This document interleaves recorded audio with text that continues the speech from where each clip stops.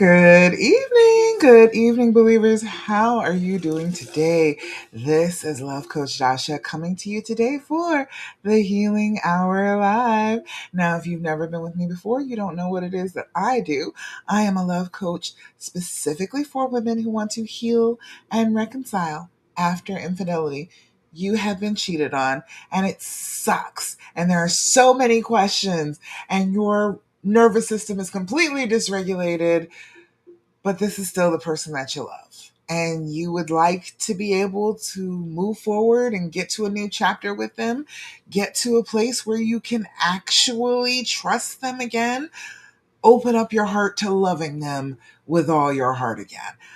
This is your person.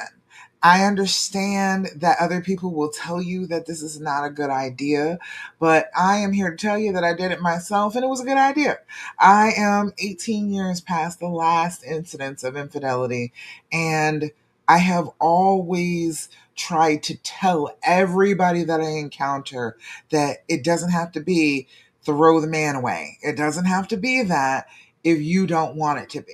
You can make this choice. This is your decision. This is your life. This is your happiness we're talking about. So don't listen to what other people have to say. You make the decision. And I am here to tell you how to do it if that's the decision you've made. Okay? So we're going to get started here. Now, the first thing that you need to know always, every time we get together, I'm going to tell you things that you can start to do right now, all on your own, to start the healing process. You've got to get yourself on the healing path. You have to start to walk it. If you would like a copy of my particular healing path, the Dreams Formula, go ahead and put path in the comments. My bots will send you a copy of How to Heal and Reconcile After Infidelity, the 6 steps of the Dreams Formula. We are not going to go over that tonight, but trust me, we'll be coming back to that soon. But if you want to get your hands on it, a tangible path to healing, go ahead and put path in the comments. It is going to lead right to a link to get your copy so that you can start to experiment with it. Go ahead and put yourself out there on the healing path. But these things are going to be things that are going to make that path a lot easier. These things that I'm going to tell you about, because they are all about trying to mitigate the effects of this trauma on your brain. Okay? That is the whole thing. If we can start to calm down some of the nervous system effects, make our brain start acting right again, we can heal a whole lot faster, not having to wait as long to get to that healed place. So, these things that I'm going to tell you are all things that will help with that trauma starting right now, right this minute, okay? Do them along with me. You'll see how they will affect you. If you go ahead and start right now, if you start on this one, doing your deep breathing, this is the very first one. This is the one I'm always going to start with because it's so critical. When you have been traumatized, your body, there's a little part in your brain that's called the amygdala. It's about that big, and it is the worst case scenario portion of your brain. So it is always looking for, oh, this could go wrong. We could be hurt. And then it sends out that signal to get your adrenaline pumping, to initiate the fight or flight sequence. That's autopilot, all right? It's like as soon as that button is pressed, your body goes into autopilot. It starts to kind of freak out. Your heart starts racing. Your head gets tight. Your throat gets dry. Your stomach drops. All of those things are automatic things that happen as soon as that button gets pushed. So what we need to do is take back control so that the autopilot is not flying anymore. We are the ones flying. And the easiest way to get back in control, to press the button and go ahead and put yourself in the pilot seat, is to do your deep breathing. When you do your deep breathing, you are telling your brain, no. We're not getting chased. We're not getting eaten. We are not in any danger right now. It's okay. And then your body will have to believe you because your breathing has changed in accordance with it's okay. All right. So what we do is 4-7-8 breathing. You can do whatever breathing technique you please as long as you do one. I don't care what it is, as long as you're on that 5 times a day. Okay. When you do this on a consistent basis, you are constantly telling your brain everything's all right. I am safe. I am okay to be regulated. I am all right to be close to people. Okay. Now we do the 4-7-8. What we're going to do is blow out as much as we possibly can, deflate our lungs. Then we're going to inhale through our noses if we can for a count of 4. Hold that breath for a count of 7 so that your body has a chance to actually use the oxygen that you just breathed in. And then we're going to blow out like we're blowing out an entire cake full of birthday candles for a count of 8. We're going to blow. We're going to make the noise of blowing. Every time you're doing an exhale and you're trying to calm down, make that noise. You will signal to your brain. It's a trigger to your brain that you are trying to calm down, that you are scanning the horizon and there is nothing there to eat you right now. So you will be okay. You will be safe. So if you're making that noise on a consistent basis, your brain will believe on a consistent basis that you are actually safe. That puts you in a better state of mind, makes you be more in control of your actions, makes the healing a lot easier. All right. And oxygen is good for all healing. I was a nurse for 25 years, and oxygen is good for you if you are healing. If you're trying to heal a wound, if you are doing deep breathing, perfusing all of those tissues with oxygen, it helps. Okay? Bariatric treatments help because of oxygen. All right? So there's a lot of evidence that inhaling, getting good oxygen into your tissues helps you to heal. And this is a physical thing that is happening to you.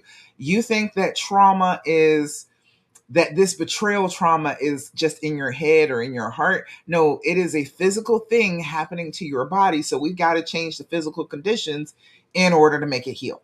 Okay. So we're going to do the deep breathing together. Like I said, I want you to do it 5 times a day, but we're going to do it together 3 times just for the sake of time. All right. So first things first, you're going to blow out,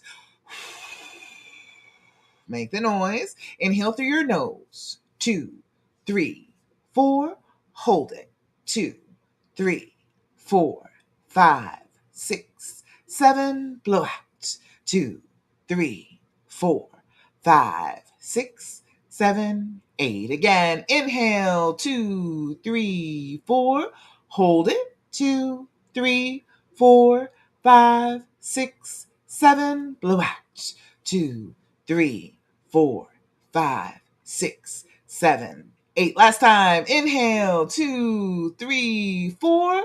Hold it. 2, 3, 4, 5, 6, 7. Blow out. 2, 3, 4, 5, 6, 7, and 8. Beautiful. How does it feel when you do your deep breathing? Let me know, because this is a physical thing that we are trying to do with our bodies. We are trying to make our bodies feel physically different, away from that fight or flight response, away from that heart beating out of your chest, your lungs hurting.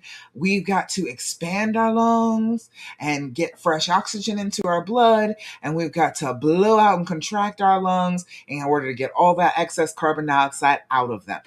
It's a beautiful thing. When you do this on a regular basis, you should feel something different physically happening to you. Put it in the comments. Let me know what it is, okay? The second thing that we're always going to talk about every time we get together, honey, do your journaling. Have you been doing your journaling? I want you to sit down with your journal and take a moment, okay?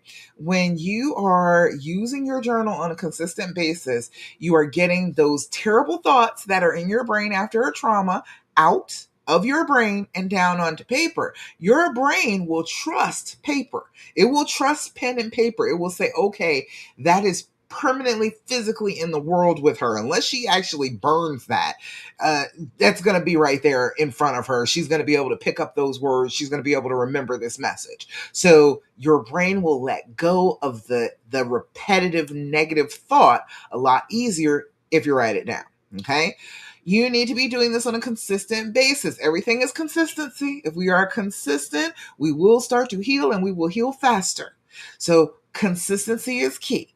We've got to do our journaling at least twice a day. First thing when you wake up, about 5 minutes. Don't make it be something that you dread doing by making it be like an hour-long process. 5 minutes when you first wake up and those negative thoughts start to bubble up in your brain and you start to feel that discomfort, take those thoughts, those ones that have just presented themselves, and write them down in your journal. Tell your unconscious mind, hey, look, I gotta go to work. I gotta go brush my teeth. I gotta get ready to go. So you work on this unconscious, and then I'm gonna go make some money. I'm gonna go handle my job, and then when I get back this afternoon, you can tell me about it, whatever you came up with about these particular thoughts. All right. Giving your brain that assignment helps. Using your journal in order to give your brain an assignment to put this off until later will make you have some breathing room during the day. Now, same thing at night when you're getting ready to go to bed, about 5 minutes right before you're getting ready to go to bed. You've done your whole sleep routine, whatever it is you do. You do your face care, you drink some tea. Sit down with your journal for about 5 minutes and write those thoughts that are nagging at you last thing before you get ready to go to bed. The things that would keep you up, the things that would give you nightmares. Write those things down in your journal. Put them down. Each and every time you are about to go to bed, and tell your brain that, hey, this is where these thoughts lie for tonight. I cannot be playing this over and over again all night long. That's not good for me. That won't keep me safe, brain. So what you need to do is unconscious work on this until the morning, because I got to go to sleep. I got to shut down the computer. The unconscious can be working in the background. That's fine. All right. Give your brain an assignment of what it needs to be doing for you.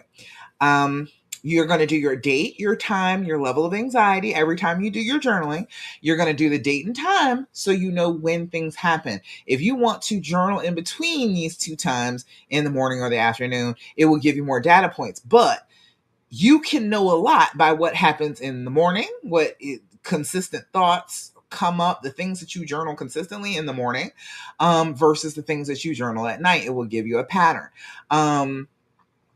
You will know what days things happen. You will know what hours things happen. You will know when, mornings ain't great for me, but at night going to bed, I seem to be all right. You will know those things just writing down in your journal. Your level of anxiety is in order to put a fence around these feelings so they can't get so huge that you feel like they're going to swallow you. You don't want to let these feelings out of a fence. If you let them free and say, oh yeah, you can grow as big as you want to be, they will get Godzilla big. So what we've got to do is say, okay, a 10 is filling me up completely. These feelings have taken over me. So a 0 is no anxiety whatsoever. You are great. All is right with the world. Then there is a 10. A 10, these feelings have filled me up and I am no longer in control of myself. I want to rip my hair out, tear my clothes off, run screaming down the street naked. That is a possibility if those feelings have completely filled you up.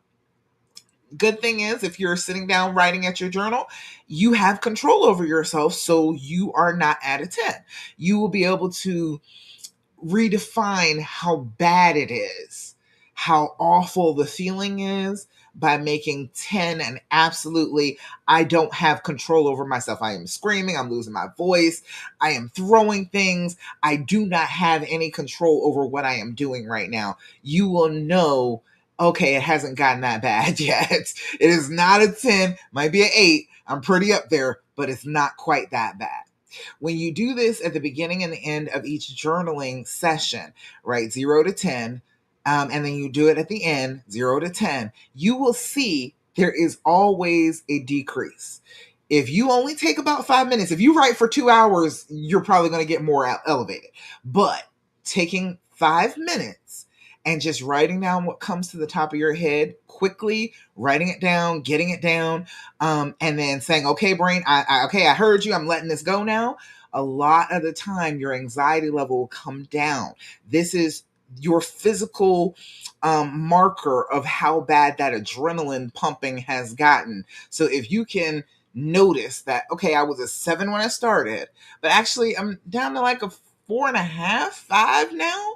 That is physically regulating your body. That's what you are doing. You are physically making that anxiety come down, getting more in control of yourself as you go. Okay? Get to practicing your journaling. Do this. I promise it will start working almost immediately. Okay? Um, Third thing that we're always going to talk about every time we get together, um, do your gratitude practice. Make it be every single day. Look, I am so grateful for the internet. I'm grateful for cell phones. I am grateful for red lipstick. I am grateful for jewelry. I am grateful for my king size bed. I am grateful for air conditioning. I am grateful for lighting to make me look good on lives. There's so many things that you could just be grateful for if you just opened yourself up a little bit to think about it. When we are traumatized, this physical thing that's happening to us, it changes what our brains do too. So our brains will say, nothing is okay. Everything is awful. Everything has always been awful. This life has always been miserable, and it's even more miserable now. All right, it will convince you that that is true, and that is not true. You know it's not true.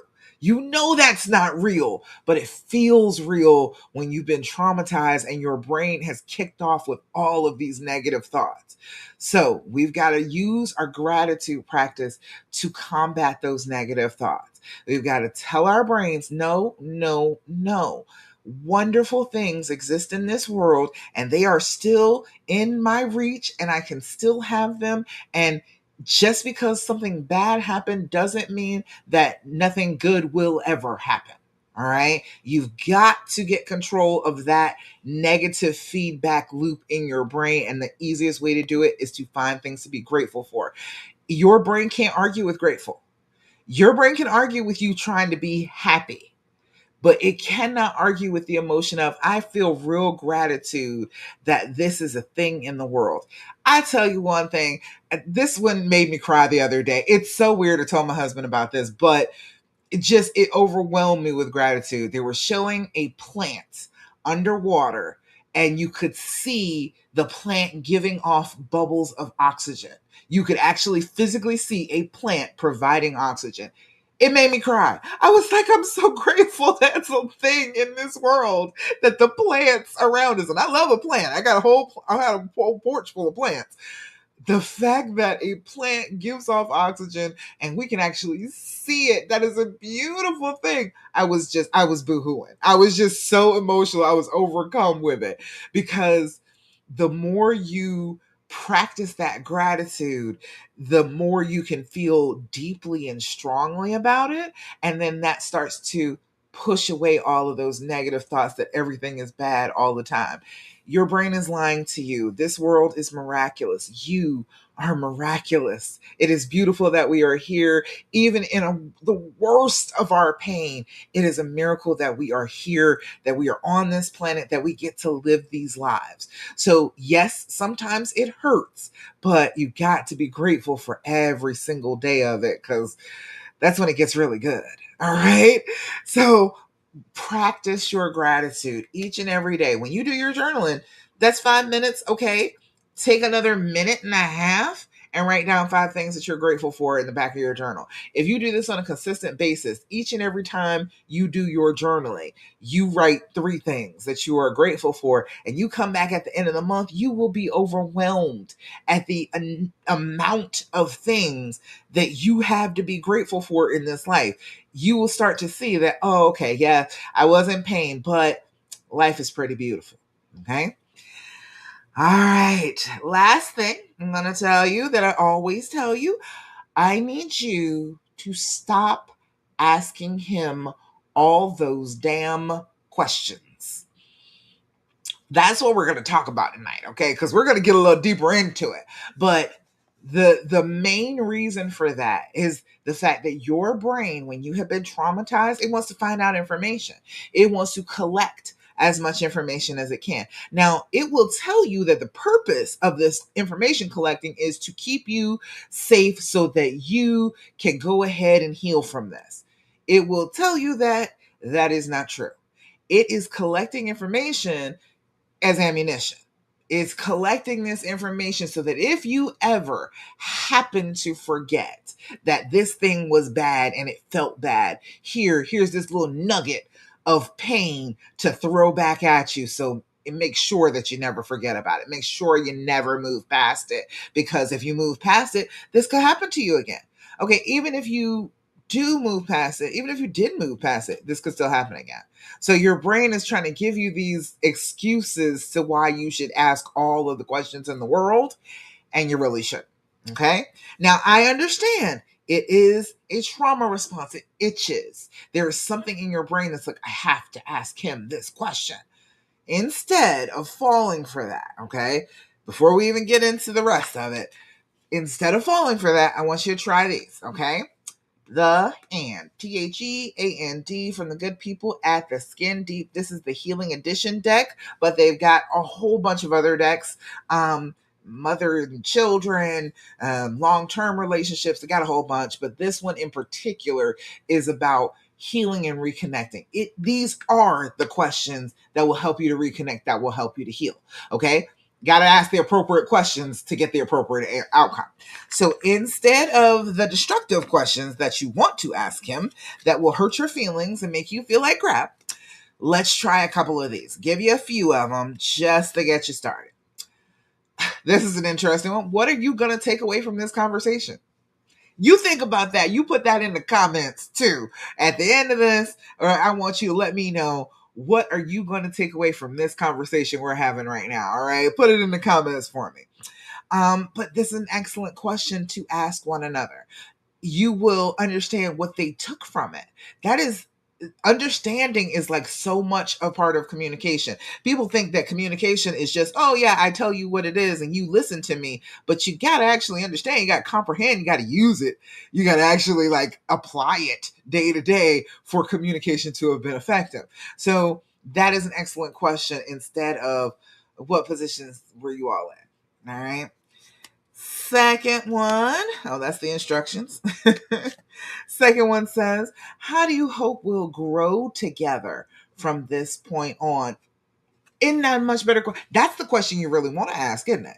Isn't that a question that would make you feel like, okay, we're on the same path. We might make it through this together.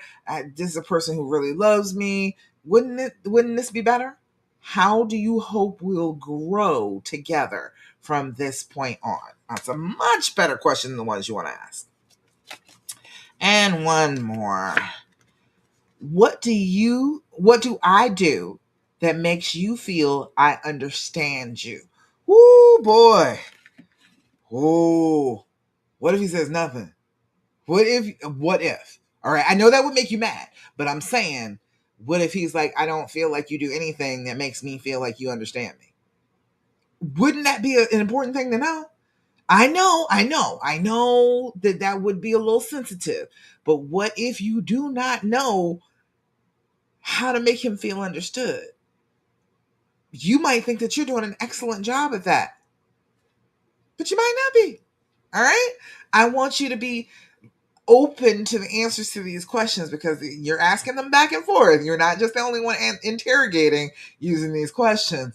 I want you to be open to the answers. I want you to think about them. I want you to be incorporating them into your everyday life with each other as you're healing, because these are important things. So what do I do that makes you feel I understand you? Excellent question. So you've got an idea about what those are. Much easier questions to ask, but we're gonna get down to the nitty gritty about questions tonight. We're gonna talk some serious stuff about these questions, because I have noted that there are some questions that keep coming up, and these questions tend to keep you stuck. You feel like if you get the answer, you'd be able to move forward. You'd be able to close the chapter, be able to just feel more comfortable. But a lot of the time, they leave you feeling more stuck because they weren't actually the question you really had. Okay. So why do we ask? Like I told you, after betrayal, our brains become convinced they need more information. And a lot of the time, your brain wants to believe that there is some kind of information that would make this hurt less. That there is something that you could know, some information that you could glean that would tell you, okay, it's okay. It doesn't have to hurt quite so much. All right. So you ask and you ask and you ask. And some questions absolutely need answers. No doubt about that. You need enough truth to understand what happened, make informed decisions, protect your health, um, establish good boundaries, and know what you're actually agreeing to reconcile from. Okay, so you need some of these answers, but eventually the job of the question starts to change. Okay, you're not gathering necessary information anymore. You're trying to create an emotion with the answers to these questions. You want the answer to somehow make you feel safe. There's some word or string of words that will somehow make this hurt less and make you feel more safe. You want to feel loved. You want to feel chosen. You want to feel like you're enough. Oh, good Lord, enough. Um, you want to feel certain. Okay. And that's where the questions can start to keep you stuck. If sometimes you're not looking for information, you're looking for relief. You are looking for the pain to subside. So tonight, instead of just asking, okay, well, what's the answer? I want us to start asking, what am I trying to make this answer do for me? Does that make sense? Put it in the comments. If you got questions, comments, thoughts, complaints, I'm with you. But we're going to go through this kind of quickly. It's about 6 of these, okay? First thing, did he really love her? All right. And on the surface, this sounds like a question about her, right? But what is the answer supposed to give you? If he says no, he didn't really love her, are you hoping that you'll finally feel more loved? Are you hoping that you'll feel chosen? Are you going to feel more secure in what the two of you had? And what if happens if he says, no, I did not love her? Do you believe him? We're in a traumatized state right now. It's very difficult to believe what somebody that hurt you says. So are you going to believe it? Or does your brain immediately say, of course you're saying that now? Of course, when I'm asking you, when I'm looking you in your face and you have to tell me if you love this person, yeah, of course you would say, no, you don't now. So that's important, okay? Because now we've discovered that the question wasn't actually capable of giving you the reassurance that you wanted. Your brain would still say, no, I can't believe that. I can't believe that anyway. So maybe the question is not the question, but the question underneath the question. Maybe the real question is, was I still important to you? Maybe that's what it actually is. That's something we can work with. That is something we can work with. That is something that we can objectively say, he is acting like you're still important versus you're not acting like I'm still important. I know that the cheating itself would suggest, no, you weren't still important, but it goes a little deeper than that.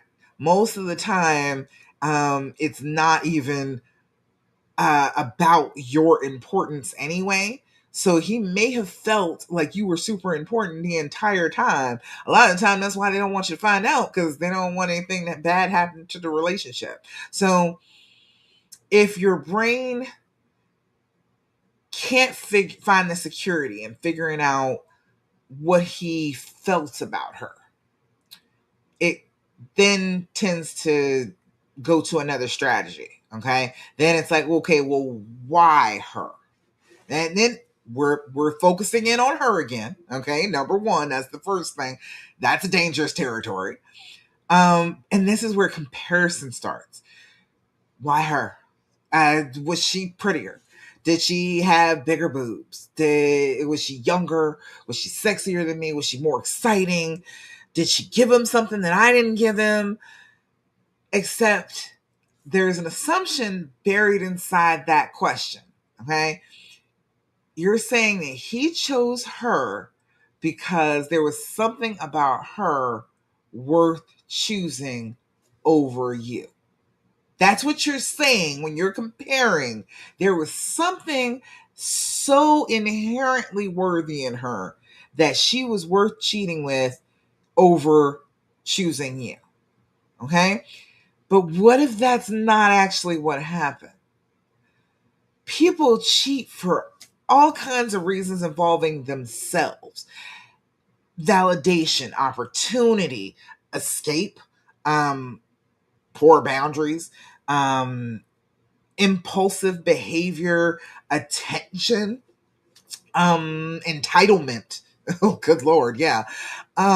Whatever was happening inside them was probably not very positive. We can assume that those feelings, trying to get validated, trying to escape from your life, trying to get attention, usually those are coming from a pretty negative place. I'm feeling bad about myself in myself, so I feel like I need to do something to validate myself to make myself feel better. But your brain wants an explanation that it can control. If you figure out what she had that you didn't, then maybe you can make sure that this never happens again. It all comes back to that safety feeling of I can be safe if I know what it was she had over me. But your brain loves a dramatic explanation for things. Reality is usually a lot messier. It's not super dramatic. It is that some poor person was feeling terrible about themselves and did something that they shouldn't have done because they felt bad about themselves. See, that was all them. That didn't have anything to do with anybody outside. It didn't have anything to do with her. Um, and then sometimes because of that, you end up spending years trying to become better than a woman who was never actually the reason he cheated. Because that reason was inside him, it wasn't inside her. It didn't have anything to do with her, more than likely. More than likely, what happened was something inside him went wrong and made him think that this terrible idea was a good idea. Then you're chasing behind trying to compare to some woman who you can't compare to. We cannot compare to one another. We are all unique individual flowers. We all have our entirely beautiful personalities. We all have our luscious shapes and sizes. You can't compare yourself to another woman. We are all beautiful queens on this planet, okay? You can't just compare yourself to any other woman and think that, oh, I'm going to feel good about myself comparing myself to another woman. It's not going to happen. So you went around for years trying to compare yourself to her, and she was never actually the problem. So when that happens, when you figure that out and you're like, okay, why he picked her didn't make me feel safe, you move on to what? All right. So what exactly did they do? That one feels urgent because your brain says, I need to know what I'm healing from. I need to know the details of what I'm healing from. And initially, yes, you need enough information to understand what happened. To get the good shape of it. But there is a point of diminishing returns with that. Because now you got details. Now your brain has imagery to work with. And suddenly you are lying in bed at 2 a.m. watching a movie you directed with information you demanded. Now you're stuck. You can't stop the loop of playing this movie of the two of them over and over again. You know what she wore. You know where they went. You know what positions they were in. You know what he said. You now know enough to make your brain recreate it, which is horrifying. Ask any woman who has ever been through it. Having to play that tape over and over again in your head of something you didn't actually see, but you collected enough details to imagine very well. Okay?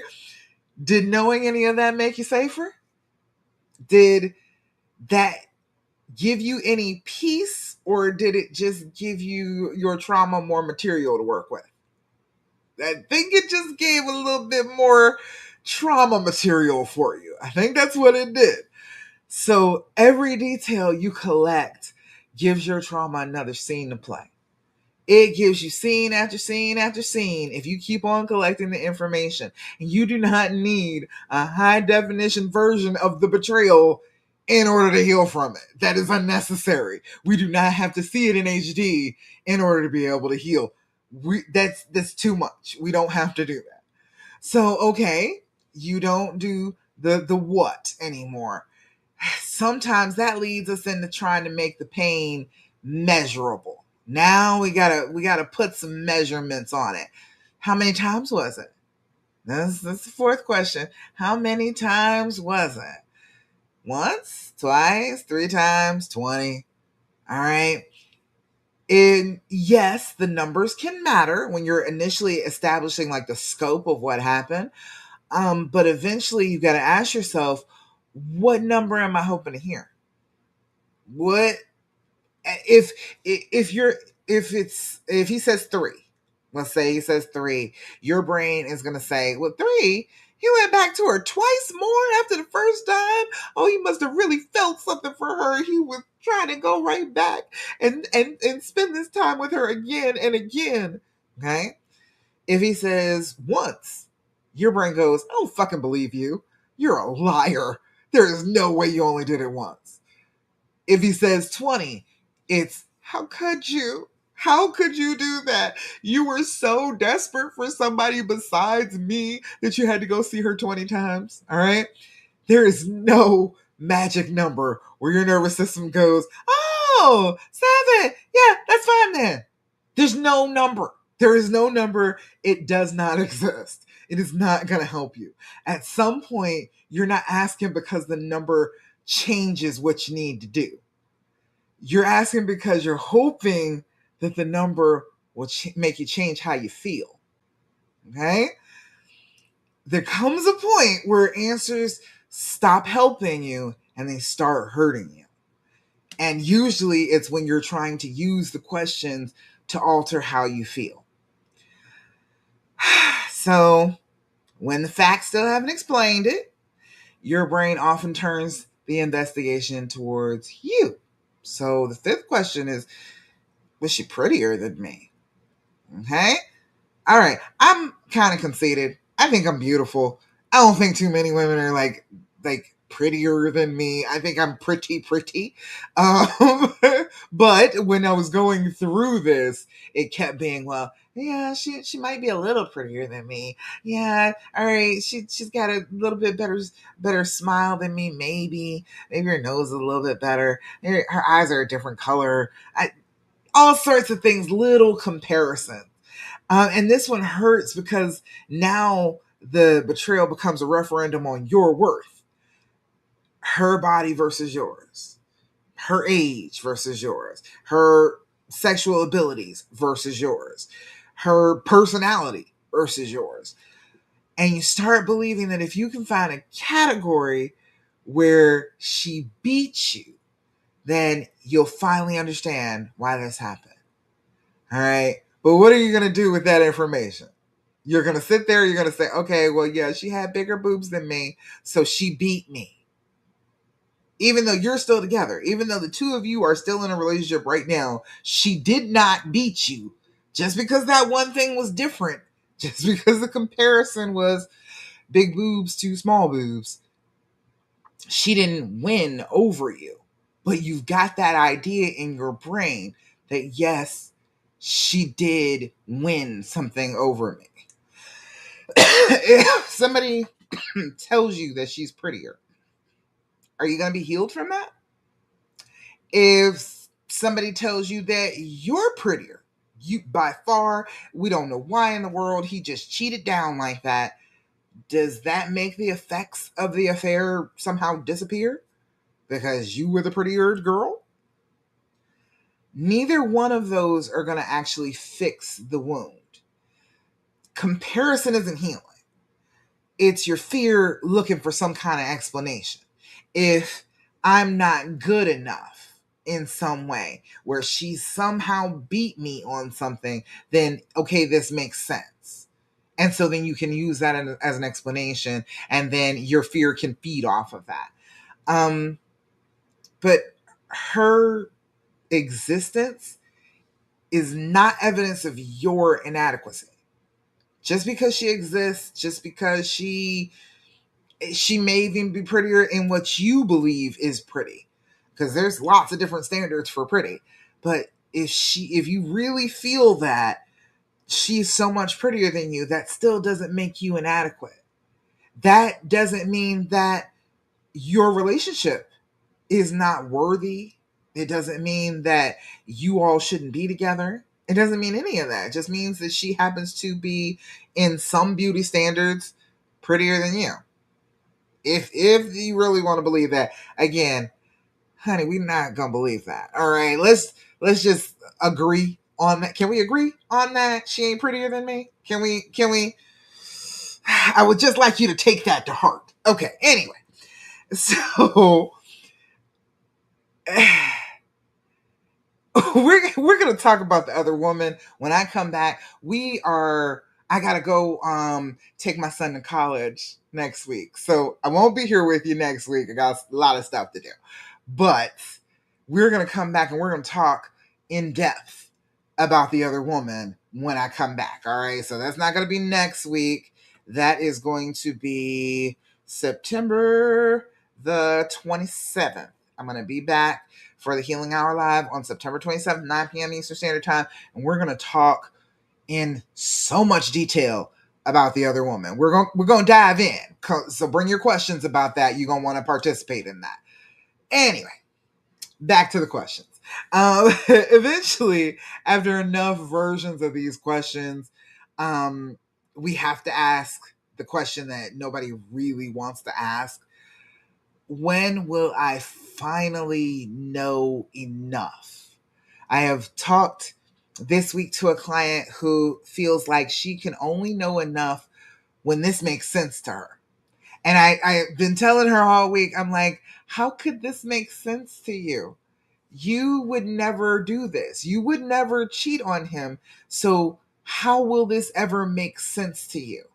You're wanting to put that as the goal of knowing enough information to help it make sense in your brain, but it's not something that you would ever think to do, so there's no sense to it for you. That's why each and every answer feels like it's a dead end, because there is no question that finally ends it and makes you feel like you know enough. Maybe the problem isn't that you haven't found the right answer yet. Maybe you're asking an answer to do something that an answer can't do. You want certainty. We talked about that a few weeks ago, about how your trauma wants to be sure. It wants to be certain. Even though you're not certain typically day to day, we're not certain about a lot of things day to day. But on this particular thing, it wants you to be certain. It wants to know. But reconciliation ultimately requires living without absolute certainty. You cannot question him enough to guarantee that he will never hurt you again. That is absolutely impossible. You cannot inspect enough. You can't reconstruct enough. You can't understand the other woman enough. At some point, healing becomes less about, well, what else can I find out? and more about, do I trust myself to handle my life even though I can't know everything? That's grown up behavior right there, because that's everything. Do I trust myself enough to be able to handle my life even though I cannot possibly know everything? We are all out here winging it. Okay? Ask somebody else about adulting. All right? Ask any old body about adulting day to day. It is difficult. You don't always know what you're doing. Okay? Your brain mistakes having that information for healing. It's like, oh, if I got all the answers, then that means I'm healed. You can't question your way into trust. That is inherently uncertainty. I am asking you questions because I do not know, and you can tell me an answer, but I do not know if that is a question, the answer to the question or not. So there is uncertainty inherent in that. So your trust contains uncertainty. When you are offering trust, you are uncertain that you will have a completely faithful partner. You are not sure about that, but you do believe that that is a good possibility for your life. This is what you want for your life. When you're feeling that desperate urge to ask something, I want you to come back to, what am I hoping that this answer will make me feel? If you're trying to get a feeling from the question, you can go down that long, dark path deep into the woods and get absolutely lost and never be seen again, because your brain will never be able to come up with a good enough question to cause you to feel a certain way. Ask yourself, what do I actually need? What am I needing right now? Maybe it's reassurance. Maybe you just need some connection, need some affection, you need some safety. Maybe you need to know what his current boundaries are. Maybe you just need to see some consistent behavior from him today. Now you can ask for what you need instead of interrogating him for information that you're somehow hoping will produce that need. I hope that makes sense. I want you to stop asking for information when what you really need is reassurance. Just ask for the reassurance. You can do that. And I know it feels like you shouldn't have to ask for that. You shouldn't have to ask for the reassurance, but he's not going to know when you're starting to be triggered. So if that is what you are needing in the moment, you need to say out loud, hey, I am having a moment where I'm needing lots of reassurance from you. I need to hear some positive words. I need some hugs, some kisses. I need something from you to show me that you love me. I need that reassurance right now. And if he's willing to give it to you, okay, there you go. That is a time where you reached out in your pain. You trusted that he would do it, and he did it. Now, that's a good mark for him. Okay. You're giving him opportunities to show you that he's worth the trust that you are trying to give him. Okay. So, and I want you to really focus on that. What are you hoping that the answer will make you feel? And because once you know what you're actually looking for, you can stop digging through years of details trying to find it. Healing isn't knowing everything that happened. Healing is reaching a point where you no longer have to have every answer before you can live your life. If you can get to the place where, okay, I do not know, but I am still able to maintain regulation of myself, do what I need to do on a day-to-day basis, and show up with love and compassion to my partner, that's healing. That is, you're doing it. Okay? The question isn't always, what else do I need to know? Sometimes the better question is, who do I need to become from here? Because most of these negative things that happen in our lives as you are adulting, is, you are living your life day to day and bad things happen. You are becoming sharper, stronger, braver, fiercer than you ever were before. So you have to figure out, okay, who do I need to become next? As I face this new challenge, as I deal with this new trauma, what do I need to do to become the person who survived that? What do I need to do to become the goddess on high who is able to survive such a devastating, tragic thing? Okay. So those are my questions. Those are some good questions. All right. I need you to figure out what emotional need you are trying to chase as you are asking these questions. A lot of the time that will make the question go away.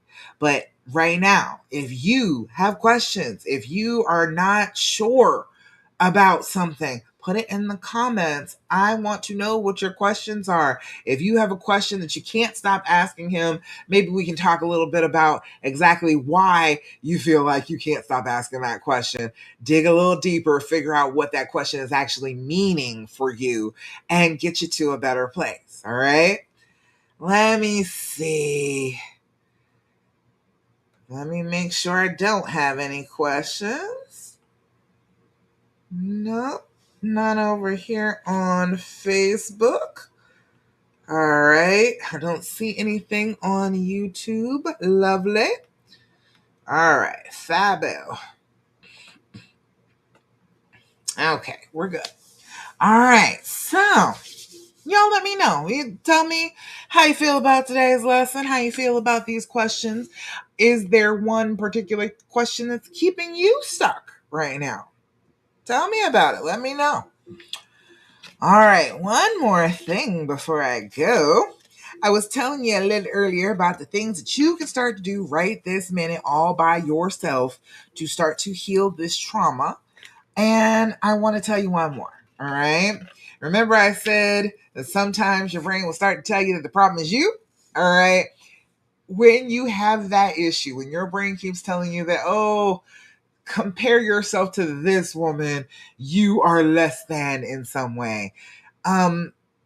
You can start to do your affirmations.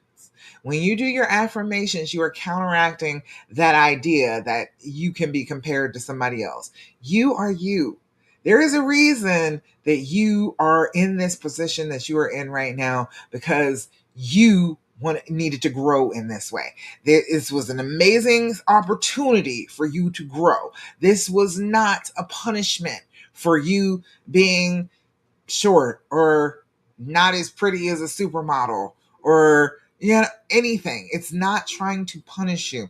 You are growing, you are learning, you are going to be in a different place than you were before this happened to you. So instead of making yourself feel bad about who you are, all right, I want you to start doing your affirmations. I want you to look yourself in the mirror or in the camera. Look yourself in the eye and say your affirmation like you mean it. Say it like it's the most true thing you've ever said. Say it with conviction. Say it with authority that you know this to be true and you are telling yourself that it is absolutely true. Because then your brain will have a recording of you saying with authority that you're wonderful. And so then anytime your brain starts to mess with you about how you must be less than in some way, shape, or form, you can pull up that reel inside your head of, no, I love myself. I think I'm wonderful. I'm pretty. I am cute. I am sexy. I'm a lot of fun. No, I'm not worried about that. And so then you will have that to back you up instead of just believing all of those negative things that your brain is going to want to say about you. Okay. So you need to be doing your affirmations at least once a day. I'm saying do them all day. I'm saying whenever you catch sight of yourself in the mirror, do your affirmation real quick. I'm saying when you first wake up in the morning, you go brush your teeth, say your affirmation, okay? Before your teeth brushing and after your teeth brushed, okay? Even with the stank mouth, you're still beautiful, wonderful, awesome, Okay? Even that. Right before you get ready to go to bed, as you are closing your eyes, wonderful thoughts about you. Okay? All right. I've got a deck that came from Five Below, but I do have 60 days of affirmations just for women who are trying to heal and reconcile after infidelity. So, if you need affirmations specifically about that, about your worth, about the relationship, about the possibility of healing and connecting again, go ahead and put affirmation in the comments. I got you. Okay. Now, this one says, today I feel healthy. Today my mind is clear, my body is healthy, and my soul is at peace. Ooh, I like that one. I like that one. Say that with conviction. Say it like you mean it. All right. Today I feel healthy.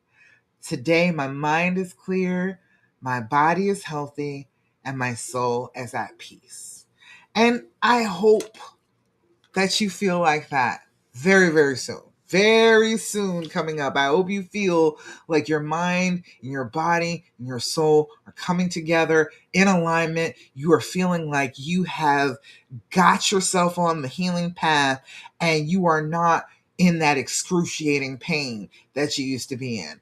I don't think you deserve it. I know you did not deserve this. I know you did not deserve this trauma to happen to you, but I am so proud of you and love you so much for the idea that you are choosing love anyway. Even through this pain, you still see love as worthwhile. You still see love as a reason to move forward and change your story. And I think that that is so brave.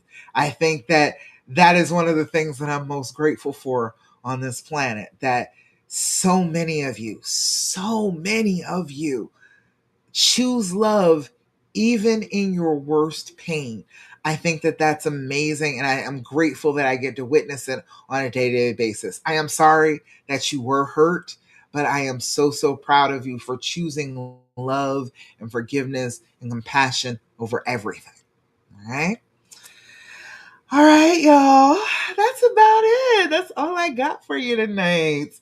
Thank you so much for joining me for the Healing Hour Live. And next week, I'm moving my son into William and Mary. Oh, I can't. Okay, all right. It makes me like flush every time I think about it. I'm like, my baby's going to college. Okay, but we're getting ready to move him in. So I will not be with you next Thursday, but I'll be with you the Thursday after that, 9 p.m. Eastern Standard Time for the Healing Hour Live.